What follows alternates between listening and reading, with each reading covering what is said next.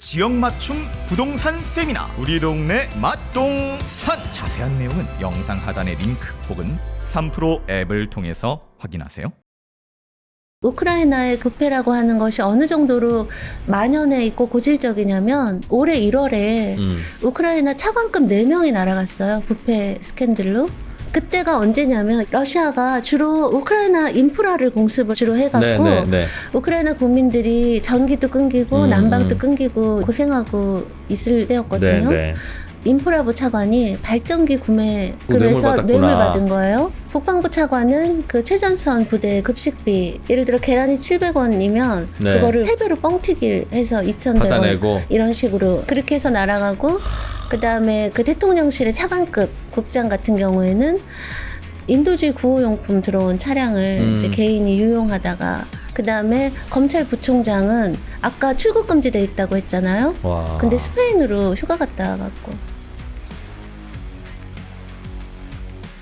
우크라이나의 절대로 우호적이지 않은 지금 현재 상황이 그런데, 지금 우크라이나 내부 상황은 이제 더 심각하다는 말씀을 이제 우크라이나 얘기를 드릴게요. 이거 잠깐 보시면 이 전황이거든요. 요즘 러시아 우크라이나 상황. 네네. 예. 그래서 아까 제가 말씀드렸잖아요. 요게 이제 우크라이나 대반격이 일어나기 전에 5월 달에. 네. 그다음에 이거는 얼마 전이죠. 네. 11월 10일이니까. 근데 지금 거의 변화가 별 차이 없어요. 없네요. 저 붉은색, 핑크색으로 네네. 표현된 게 원래는 우크라이나 땅이었는데 러시아가 차지하게 된 땅입니까? 그렇죠. 여기 밑에 크림은 2014년에 가져갔고 예. 여기가 이제 요번에 전쟁 나고 새로 그래서 이 새로 차지한 부분이 이제 우크라이나 영토의 17% 이제라고 얘기가 되는데요. 이 5개월 동안의 대반격 동안 우크라이나가 17km를 진전했을 뿐이라고 얘기를 하거든요. 이건 우크라이나 전쟁 총사령관이 이코노미스트지와 인터뷰하면서 얘기한 건데, 그렇기 때문에 전선에 변화가 없고요. 그래서 지금 우크라이나가 얼마나 우크라이나를 이 전쟁에 대한 세계의 여론이 얼마나 바뀌었는지를 가장 상징적으로 보여주는 게 이 타임지의 표지 인데요. 이게 작년 12월에 타임지 표지고, 이게 얼마 전에 타임지 표지인데, 이때는 이제 올해의 인물로 젤렌스키가 뽑혔죠. 그래서 이 우크라이나의 스피릿이라고 하는 것에 세계가 감동한 그런 모습이라면, 이제는 타임지 표지가 아무도 우리의 승리를 믿지 않는다라고 하는 젤렌스키의 어떤 외로움 이런 게 느껴지네요. 네, 그런 거 뒷모습인 거죠. 그래서 여기 보시면 롤리 파이트라고 나와 있죠. 외로운 싸움. 네, 론리 파이트. 네, 이런 타임지 표지가 너무나 지금의 그 분위기 변화를 너무 극명하게 보여주고, 그러니까 어떤 현실이라는 것은 정말 너무 냉정하다. 그러네요, 그죠? 그런 생각이 들고. 그러니까 저 왼쪽 사진에 있었던 많은 우크라이나 지지 선언을 한 저런 나라들이 이제는 그만하자 이제 그런 쪽으로. 그런데 문제는 이렇게 외부 환경만 변한 게 아니라 이제 내부에서도 어떤 균열들이 보이기 시작하는 우크라이나 내부에서 건데요. 무슨 일이 벌어지고 있어요? 네, 이게 바로 얼마 전에 11월 초에 이분이 바로 우크라이나 전쟁 총사령관인 잘루진이라고 하는 분이에요. 그 다음에 이 사람은 그 아레스토비치라고 해서요, 올렉시 아레스토비치라고 해서 젤렌스키 그 대통령 고문 군사보좌관 했던 사람이에요. 근데 이제 이 두 사람이 잘루진이, 그러니까 이 두 사람은요, 만약에 내년에 우크라이나 대통령 선거가 있게 되면 가장 강력한 젤렌스키의 라이벌이 될 수 있는, 그러니까 지금 굉장히 라이벌이 되는 거예요? 그러니까 정치적으로 굉장히 유력한 사람이라는 거죠. 그러니까 전쟁 이후에 국민적으로 굉장히 지명도와 유명세를 얻은 사람들이거든요. 근데 이제 물론 두 사람의 인터뷰의 어조는 굉장히 달라요. 그러니까 잘루지니는 여전히 지금 총사령관이고요. 이코노미스트하고 이 인터뷰를 한 이 내용은 여기서 이제 다 얘기를 하거든요. 우리 대반격은 실패했고 지금은 교착 상태고 그러기 위해서 우리에겐 돌파구가 필요하고 그러니까 더 많은 지원이 필요하다라는 내용이긴 한데, 이 이코노미스트의 내용, 이 인터뷰를 관통하는 어떤 분위기는 그런 거죠. 그러니까 직접 얘기하기도 해요. 지금 전선은 교착 상태인데 뭔가 리더십의 변화가 아름다운 필요하다. 돌파구는 없을 것이다라고 본인이 이제 얘기를 한다라는 거죠. 그 말은 무슨 뜻일까요? 아름다운 돌파구가 없다는 그러니까 건 우리가 바라는 어, 그런 돌파구는 없을 것이다. 라는 나도 매우 비관적이다. 그렇죠. 그러니까 이런 돌파구들이 돌파구를 위해선 이런 지원들이 필요한데라고 얘기하고 있지만 뭐 그렇죠. 예, 그런 이제 분위기가 느껴지는 거고. 근데 이제 이 아레스토비치는 이제 대놓고 우크라이나를 와 젤렌스키를 비판하기 시작을 하는 건데요. 이 사람은 저분은 전직 비서관이었어요. 전직이에요. 전직 보좌관. 젤렌스키의 전직 비서관. 이 사람 현직인 거고요. 근데 이제 이분이 정말 젤렌스키 측근이었는데요. 올해 1월 달에 사임을 했거든요. 그 아하. 이유가 그 1월 달에 드니프르강의 우크라이나 아파트가 미사일 때문에 무너져 갖고 네. 44명이 죽었어요. 네. 근데 이제 거기에 대해서 이 사람이 이거는 러시아가 아니라 우크라이나 군의 실책이다. 오발이다. 라고 얘기를 했다가 사임을 하게 된 거죠. 논쟁이 되니까. 이제 그러고 나서부터 이 사람은 나는 그동안 참아왔다. 왜냐하면 지금은 전시 상황이고 그러니까 여러 가지 부정적인 모습들이 있었지만 그것이 가져오는 실보단 득이 컸기 때문에 나는 그동안 참아왔는데 이렇게 우크라이나 가다 보면 우크라이나는 푸틴의 러시아와 똑같이 될 것이다. 그렇게 내버려 둘 수 없다. 젤렌스키도 문제가 많아 가까이서 보니까. 젤렌스키뿐만이 아니라 이제 나라 돌아가는 상황 자체가 문제가 많다 하면서 일종의 반체제 인사가 된 거죠. 그러네요. 네. 그래서 지금 우크라이나 내에서는요.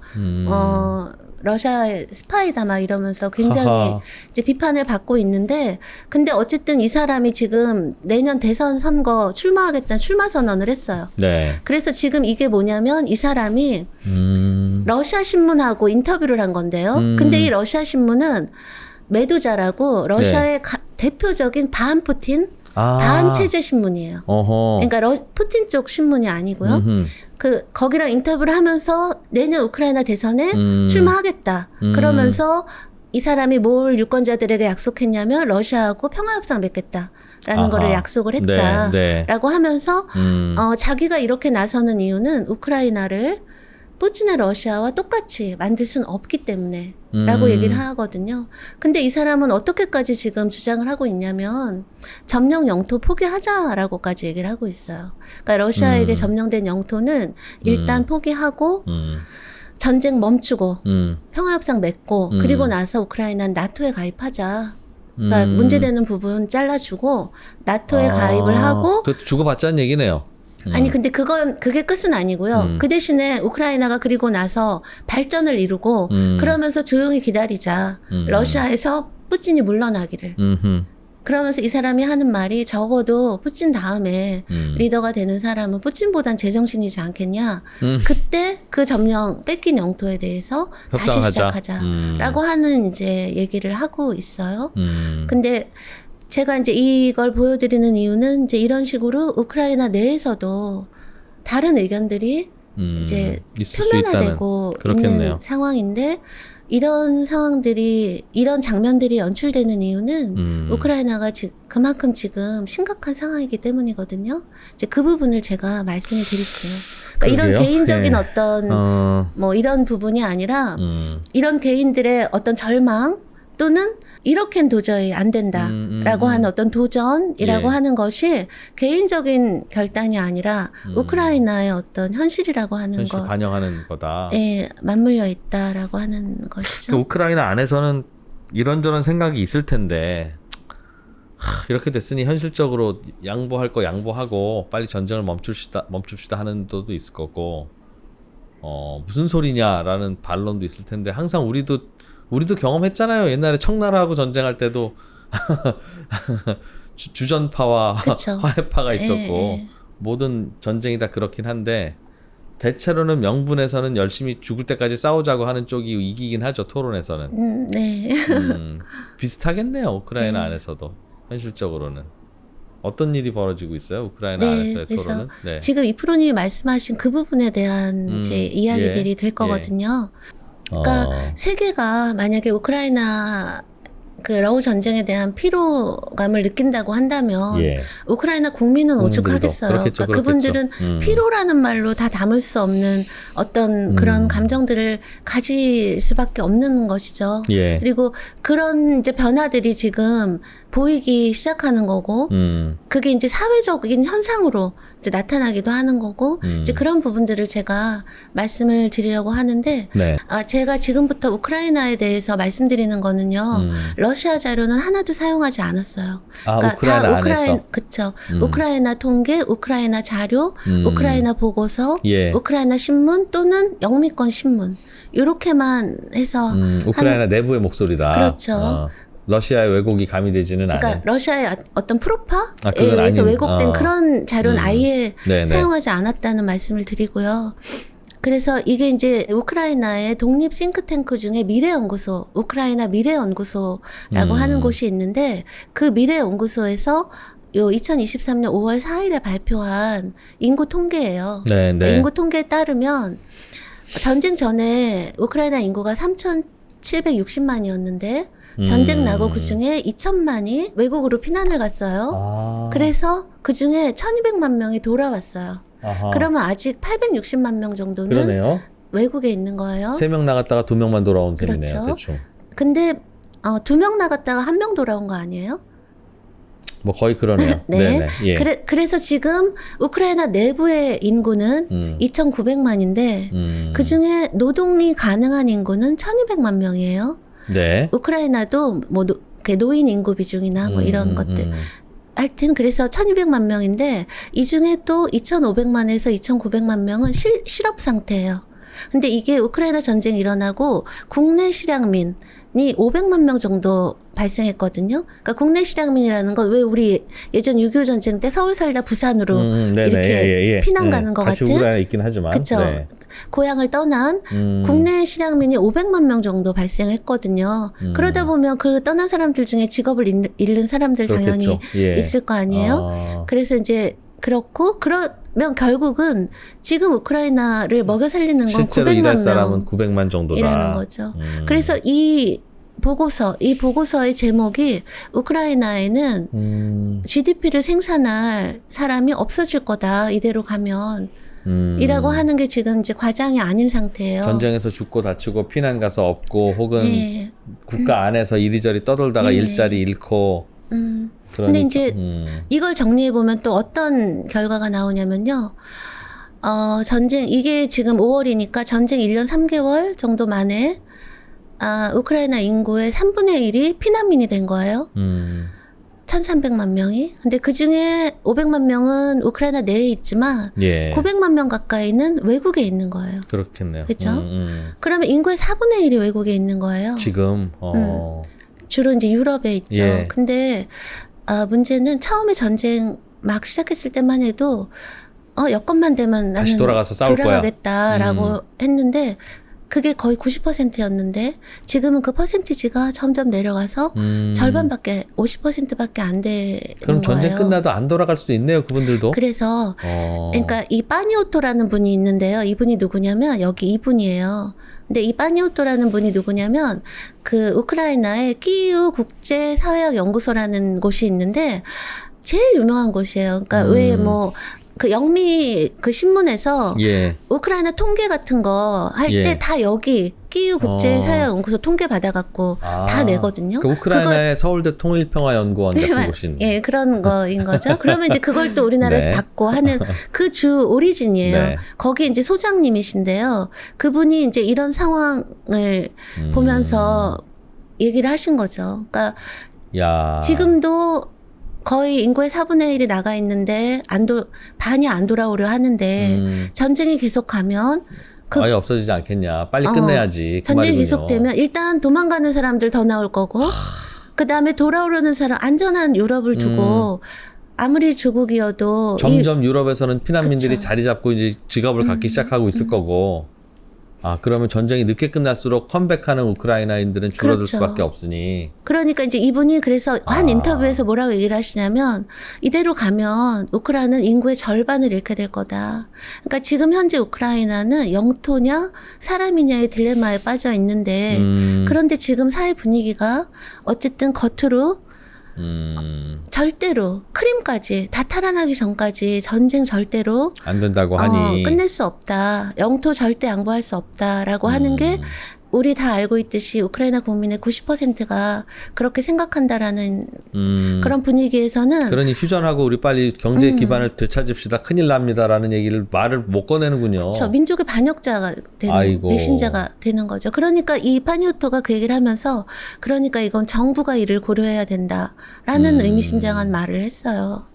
이제 지금 인구가 그런 상황이고요. 허허. 근데 이제 실제로요, 이게 그 우크라이나 사회학연구소라는 곳에서 6월 달에 네. 설문조사 해보니까 정말로 우크라이나 국민의 83.5%가 모든 영토를 탈환할 때까지는 결사항전. 예, 전쟁 그만 못 둔다.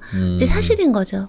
근데 거기에 대해서 파니오토가 또 새로운 얘기를 하더라고요. 그러니까 이건 그 유튜브 그 대담인데요. 네. 이분이 러시아의 굉장히 유명한 반체제 학자예요. 왼쪽 분이. 네, 이분이 예. 러시아 사람인데 반체제, 반전, 예. 반푸틴, 야코벤코라는 분하고 이 파니오토하고 대담을 했는데 여기서 파니오토가 그런 얘기를 하더라고요.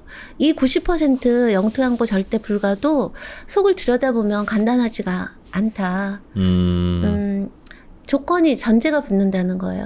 그러니까 설문에 당신과 당신 가족이 최근 6개월 동안 전쟁으로 인한 피해를 직접적으로 경험한 적이 있느냐라고 물었을 때 예. 지금 우크라이나의 모든 국민이 싸우고 있는 거 아니잖아요. 그러겠죠. 모든 예. 지역이 전장인 건 아니고.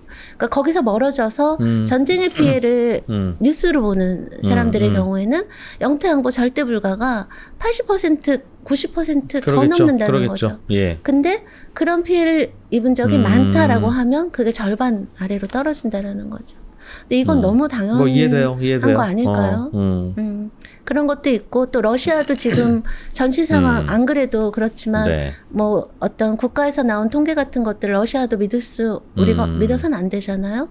이제 그런 상황이 사실 우크라이나도 있을 수 있는 아유, 거고요. 얼마나 전시 마음이 상황이. 복잡하겠어요. 네.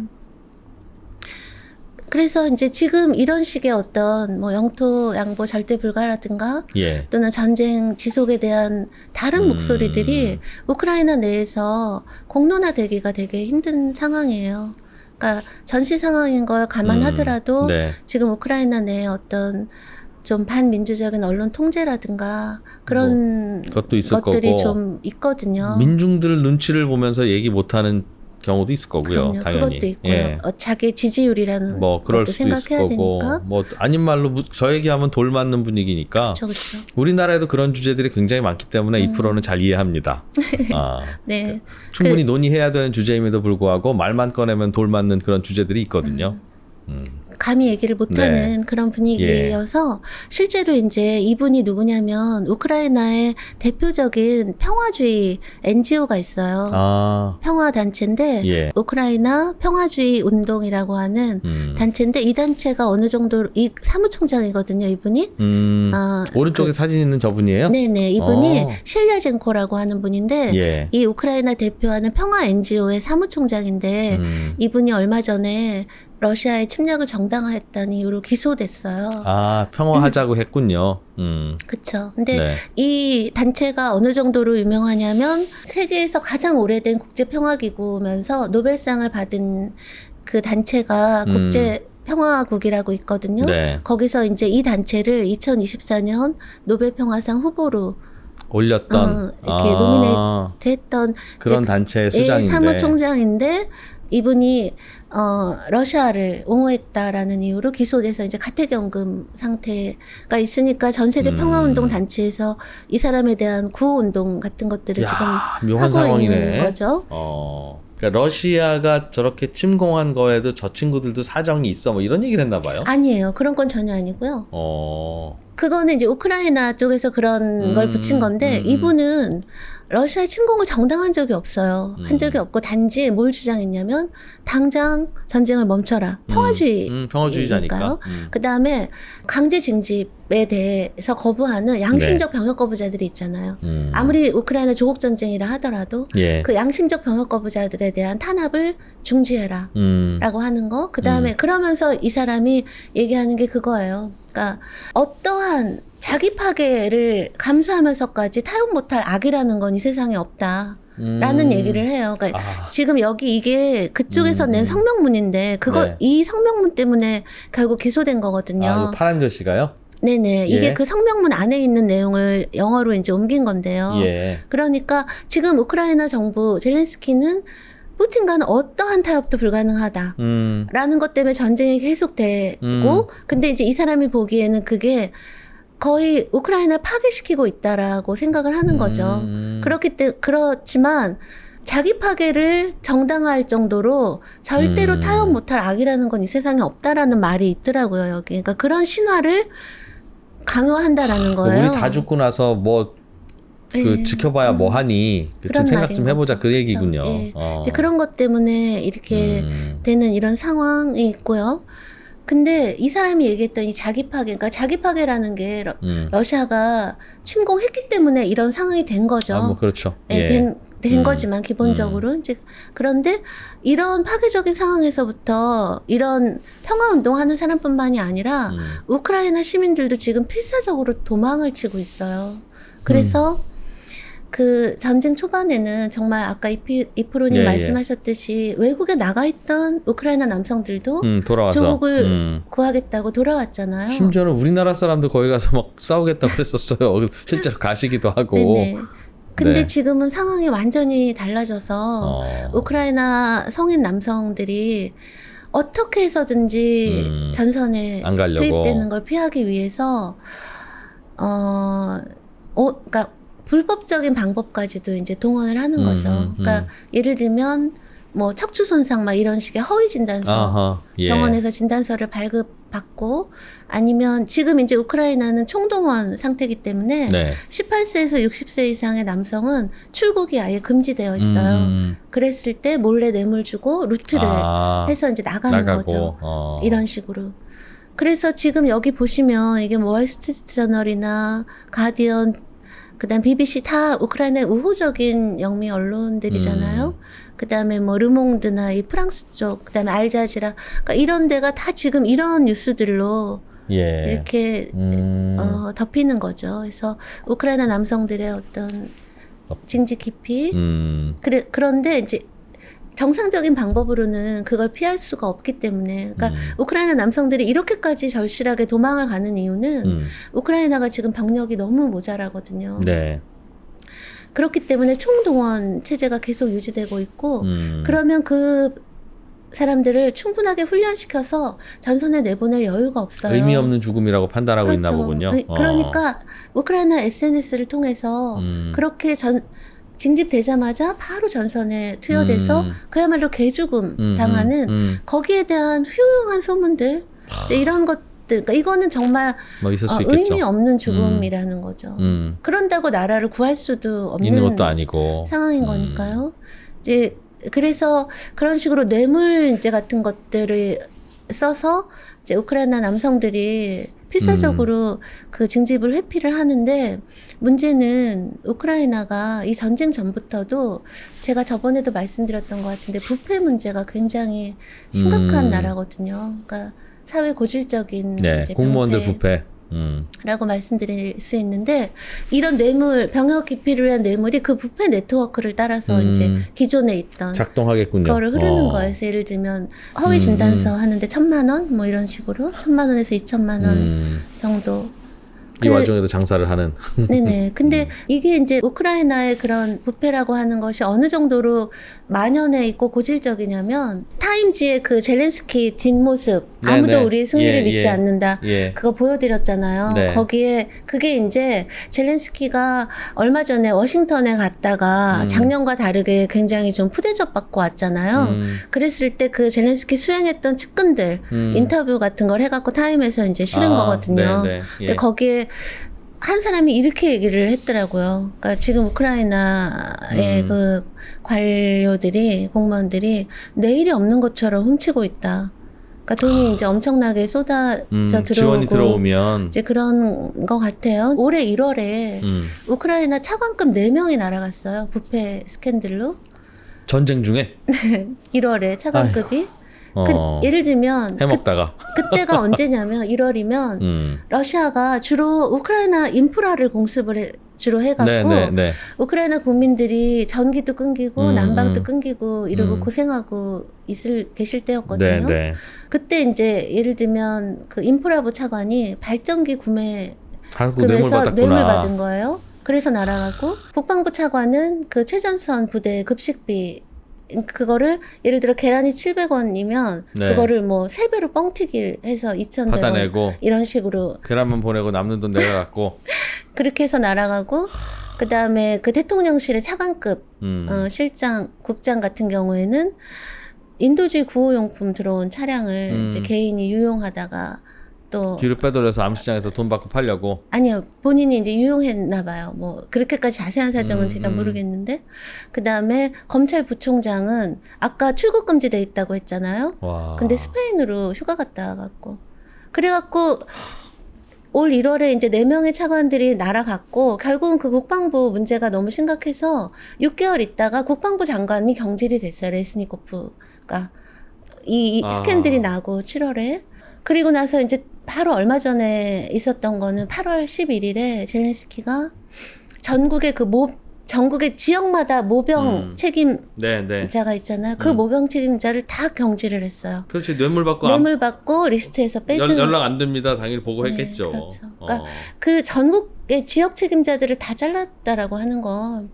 그게 어느 정도로 이제 만연해 있는지를 보여주는 건데. 보여주는 것이죠. 근데 제가 이제 이런 말씀을 드리는 게 되게 조심스러운 게 그래서 우크라이나 너무 나쁜 나라니까 이런 비난을 하려는 게 아니고요.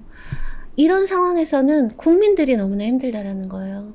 그렇겠어요. 싸우고 있는 거 네. 그리고 희생되는 건 국민이잖아요. 이 상황에서 누가 군대 가고 싶겠어요. 그러니까 국민들이 너무 힘든 상황이라고 하는 거를 제가 말씀드리려는 거고 나는 러시아가 너무 방어를 잘해서 전선이 고착화되었는 줄 알았더니 러시아가 방어를 잘한 것도 있어요. 사중 전선으로 해갖고 도저히 이렇게 뭐 앞으로 나가지를 못하게 얘기는 들었는데 예, 우크라이나도 지금 최선을 다해서 싸울 수 있는 상황이 아닌 것 같은데요. 굉장히 열악하죠. 근데 문제는 이게 끝이 아니라는 데 문제가 있는데요. 이제 이것도 제가 도표를 보여드릴게요. 이것도 제가 우크라이나 통계를 통해서 이제 도표화한 건데요. 제가 옛날에 반데라 말씀드렸죠. 네. 우크라이나 극우의 상징인 예전 2차 대전 때 예. 소련에서 독립하기 위해서 이제 나치를 도와서 뭐 학살에 했었던 학살, 그러니까 어떤 면에서는 뭐 독립 영웅인지 몰라도 어떤 면에서는 전범이고 그렇죠. 학살자고 네. 파시스트고 그 반데라에 대해서 그 우크라이나 국민의 인식이 전쟁 전과 후를 한번 비교를 해보시면 전쟁 전에는 굉장히 신중했어요. 우크라이나 국민들이 반데라에 대해서 긍정적인 인물이다, 부정적인 인물이다가 비등비등했다라는 거죠.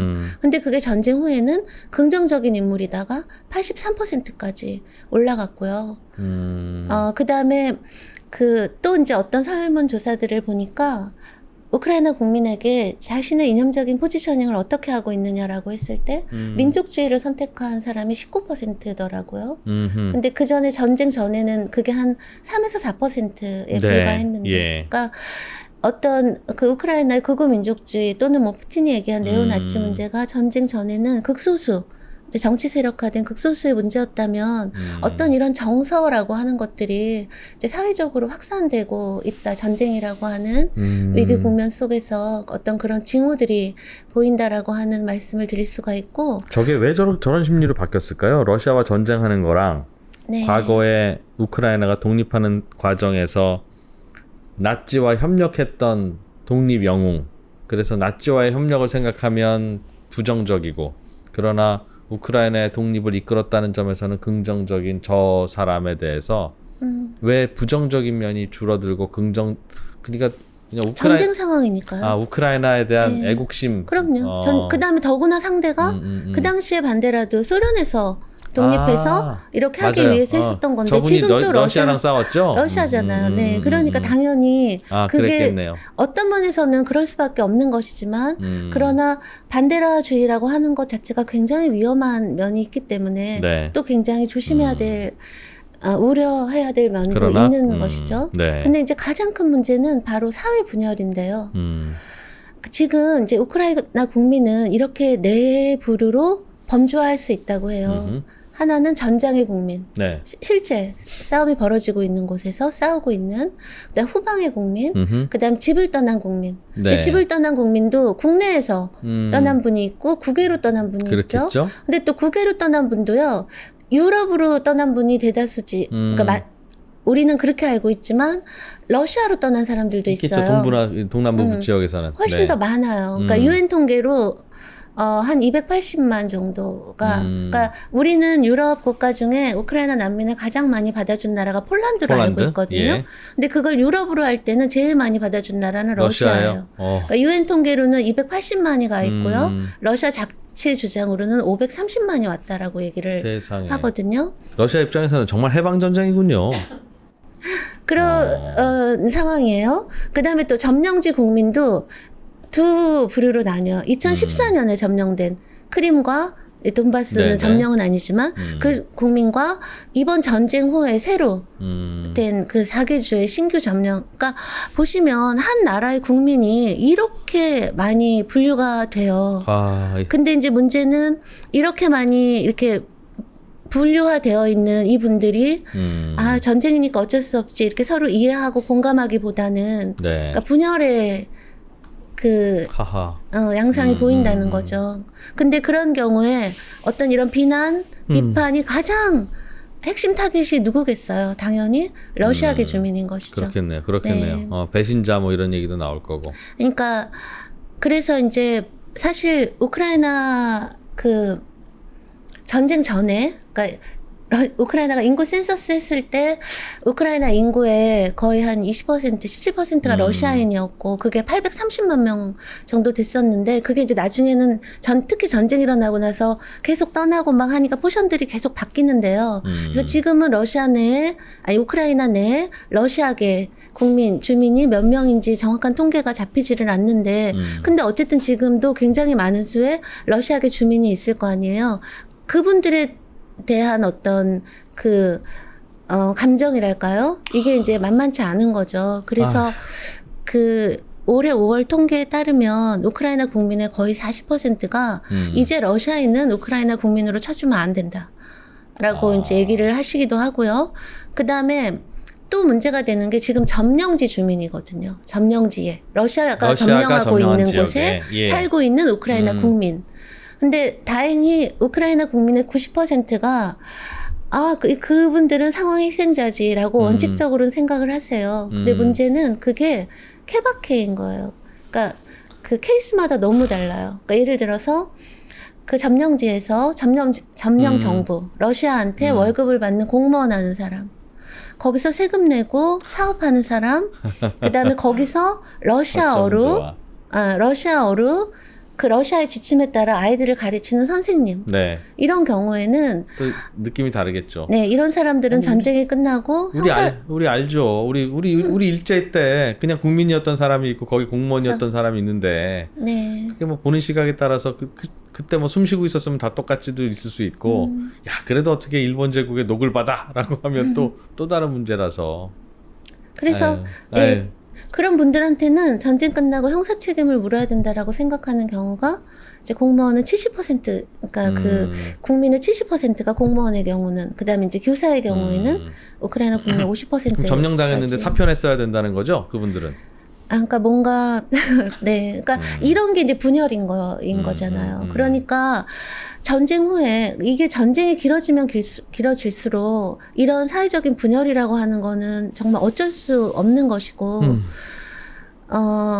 그런 상황에서 이제 전쟁 후에 우크라이나 사회 통합이라고 하는 문제가 그렇겠네요. 너무나 큰 과제가 되고 있는 거죠. 그래서 지금 우크라이나 내부에서는 지금 현재 우크라이나의 3대 문제가 첫 번째 부패, 두 번째 극우 문제, 세 번째가 이 사회 분열, 사회 통합 문제. 그렇겠어요. 이제 이렇게를 얘기를 하고 있어요.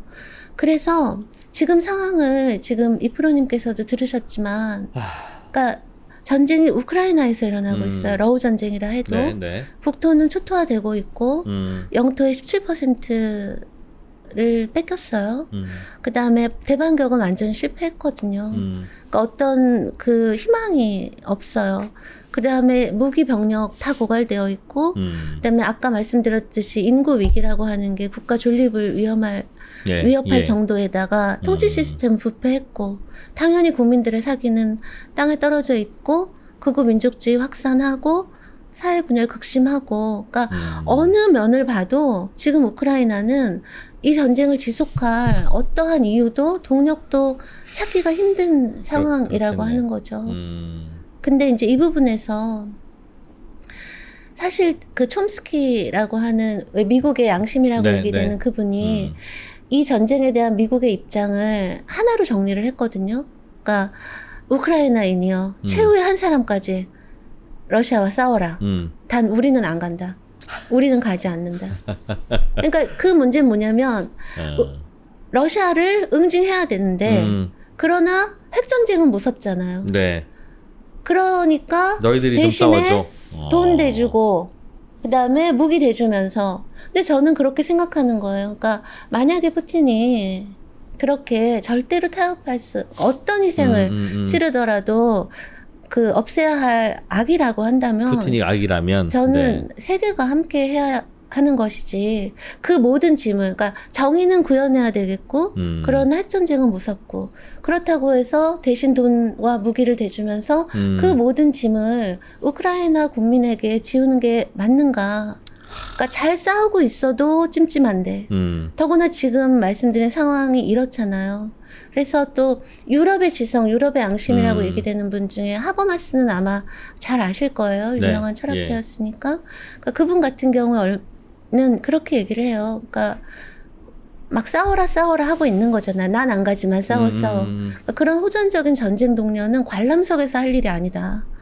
그러니까 무기를 지원하는 거 그래 그렇다 쳐도 무기를 지원했으나 전쟁엔 참여하지 않은 자의 윤리라는 건 있다. 최소한의 윤리. 그러면서 이제 그분이 이제 plea for negotiation, 그러니까 그 평화 협정에 대한 어떤 탄원이랄까 이런 말씀을 하시거든요. 그렇기 때문에 우크라이나 국민들은 정말 아무리 힘들어도 영토를 다 탈환할 때까지 그렇겠네요. 절대로 전쟁을 포기할 수 없다고 하실 수 있지만 이제 이런 상황이라고 한다면 아까 하버마스가 얘기한 것처럼 무기는 지원했지만 전투에는 참여하지 않은 자의 어떤 책임이라든가 윤리로서 그러니까 어떤 제3자가 그거를 말려야 되는 게 아닌가. 우리 싸울 때도 그렇잖아요. 네. 그 사람이 스스로 감정을 누그러뜨리고 싸움을 멈추기는 쉽지 않으니 일단은 뜯어 말리면서 얘기를 해야 또 합리적인 생각을 하게 되는 분위기가 만들어지기도 하겠네요. 이번 그 러시아 우크라이나 전쟁과 그 이른바 친환경 트렌드하고 뭔가 연결시킬 고리가 있다고 하던데 그건 무슨 얘기입니까? 네. 그러니까 제가 이제 지금 이스라엘 하마스 전쟁, 뭐 러시아 우크라이나 전쟁 이렇게 전쟁 너무 많아서 세계가 너무나 다 같이 힘들고 그다음에 지금 우크라이나 상황 너무 어렵다는 말씀 드렸고 이프로님 말씀하신 것처럼 인류의 미래를 위해서도 이 전쟁은 멈춰야 된다라는 건데요. 제가 이것도 보여드릴게요. 이게 이제 뭐냐면 러우 전쟁이라고 하는 게 사실 여러 타이틀들을 얻었잖아요. 뭐 2차 대전 이후 현상 변경을 시도한 최초의 뭐 전만전이다 뭐부터 시작해서 그다음에 2차 대전 이후에 최단 기간 최다 난민을 배출한 전쟁이다. 아. 뭐 이런 타이틀 말고 또 다른 타이틀이 있는데요. 러우 전쟁은 기후 위기가 국제 정치의 핵심 의제가 된 후 발발한 최초의 전면전이라고 얘기를 하고요. 그렇기 때문에 전쟁이 탄소를 얼마나 배출하는지 실측이 가능했던 인류 최초의 전쟁이라고 얘기를 해요. 아. 그래서 이렇게 예. 보고서가 아예 나왔어요. 유럽 기후재단에서 이제 후원을 해갖고 이 보고서가 전쟁 딱 1년 동안 이 러시아의 침공으로 인한 이 전쟁이 탄소를 얼마나 배출했느냐 그 말이군요. 그렇죠. 그러니까 기후위기에 얼마나 데미지를 전쟁이. 입혔느냐를 실측한 거예요. 그래서 제가 여기 사진은 이제 이 책을 열면 이 사진부터 있는데 이분이 우크라이나의 굉장히 저명한 기후학자신데 아, 그래요? 이번 전쟁에서 전사하셨어요. 아이고. 그 유명한 바흐무트 전투에 참여하셨다가 참전했다가 이제 전사하셔서 이 책 자체가 이제 이분을 유작이 됐네요. 이분은 이 책에 참여하신 건 아니고요. 그러니까 이분을 기리며 네. 그러면서 이 책을 이제 낸 건데 여기 따르면 이게 직접적인 전투 행위로 인해서 온실가스가 얼마나 배출됐는지거든요. 그래서 네. 예를 들면 이제 러시아 군대가 그 사용한 연료 소비로 인해서 발생한 온실가스가 1,400만 톤. 1년 동안, 전쟁 1년 동안. 우크라이나 군대 연료 소비가 470만 톤. 그 다음에 이제 탄약 사용한 걸로 뭐 200만 톤.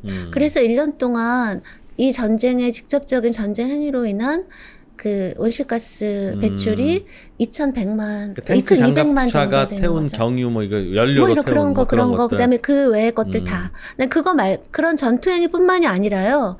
뭐 예를 들면 뭐 미사일이 떨어져서 화재가 나서 거기서 발생했다든가 아니면 뭐 인프라가 망가지고 또 그거를 재건을 하는 과정에서의 뭐 등거라든가 하다못해 피난민들이 피난하기 위해서 자동차 탔을 때 그 자동차 그런 것까지 이제 다 합쳐서 이 전쟁의 그 이산화탄소 배출량을 해봤더니 이렇게 나온다라는 거죠. 저기 전쟁 아니었으면 나오지 않을 탄소였다는. 그렇죠. 그리고 그 총량이 한 나라, 그러니까 벨기에 한 나라가 1년 동안 내보내는 그 온실가스 양이랑 똑같다라고 하는 것이죠. 근데 이번에 저희 우리 여름이 기상이변이나 재난 같은 게 굉장히 많았었잖아요. 홍수 산불 등등 뭐. 그쵸.